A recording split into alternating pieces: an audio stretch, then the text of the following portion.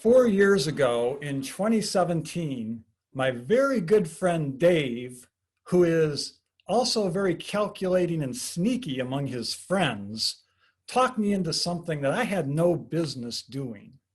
Dave wanted to hike 150 miles over 10 days in Spain, on a trail that's actually 500 miles long called the Camino de Santiago. Well, I have very serious doubts about this.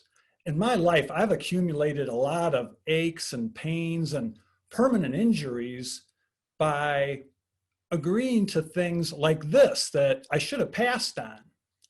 But Dave is very convincing and I commit. So I prepare myself best I can and I'm ready to go, but the night before I'm scheduled to leave, I can't sleep. I've still got so many doubts about things like I'm too old. I don't have any experience hiking. It's hot in July, and blazing hot in July in Spain. And the first mountain we have to go over is too high and too demanding. And not only that, just getting to the start point to meet Dave, who's already over there, is extremely complicated to do on my own. Well, my doubts were validated as soon as I left for the trip. I had a late flight that connected into Madrid, and then I was pressured to try to catch all these connections. My first stop was into a subway where the subway station was completely incomprehensible to me. And then I go to a train station and I actually get on the wrong train going across Spain. So I have to take a bus then, which takes me over the Pyrenees Mountains. And not only do the switchbacks on the mountains make me car sick, but watching these mountains is intimidating. Like I got to walk back over these things and this looks impossible. Well, I make it there to Dave, who's waiting patiently for me. And we get off on we get off and do the hike the next day. But I am just frazzled.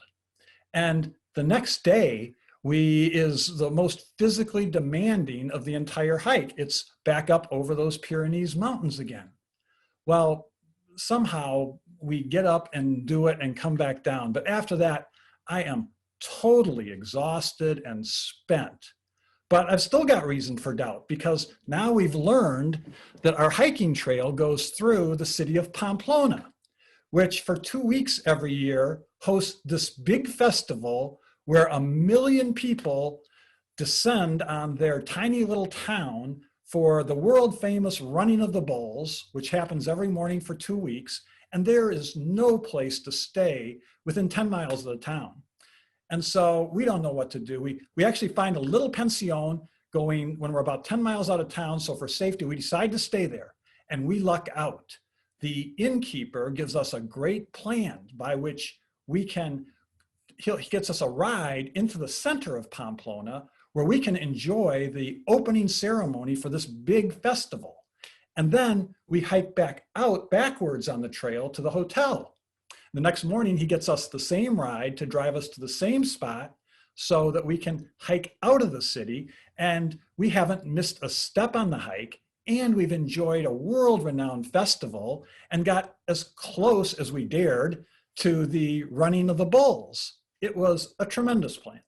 Well, the hike went like that. There was challenges, there was solutions, but we got through it. I survived and I was good with it, but I was done. Without a doubt, I did not need to put myself on that emotional roller coaster again. That experience was enough to say I had done it and had a taste of Spain. Well, 2 years later, Dave comes around again. Did I mention Dave is very convincing? I am thinking about this hike and it is just, I was up to my limits, sometime beyond my physical limits, but I did it.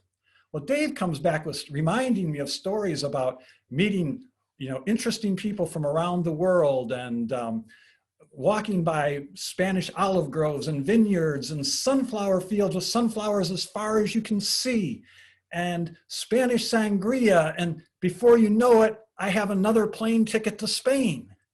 And I'm going back for another 150-mile segment. And I'll admit, this time I was better prepared and it was familiar to me. So I had a good time. I enjoyed looking, seeing the mountains and hiking above the clouds and the sunrises and the sunsets and the wild horses and shepherds moving their flocks along our trails. But we finished it successfully, and now I'm really good. I've had a successful hike, and I am done with Spain, so all good. And Dave takes his wonderful daughter Amanda on and continues and does the final portion of the thing. So he's completed the whole trail, which is wonderful for me. I'm pretty sure he doesn't need to call me again to finish it. But fast forward to 6 months ago when we're in the middle of our COVID, cabin fever, isolation, and all of a sudden I start yearning for Spain and those things Dave talked about, sangria and all that thing. So I've decided to go back again in September in 2 months, CDC willing, and hike the final 200 miles of the Camino de Santiago. I've decided to do that, but this is going to be absolutely, without a doubt, the final time. So happy trails, everyone.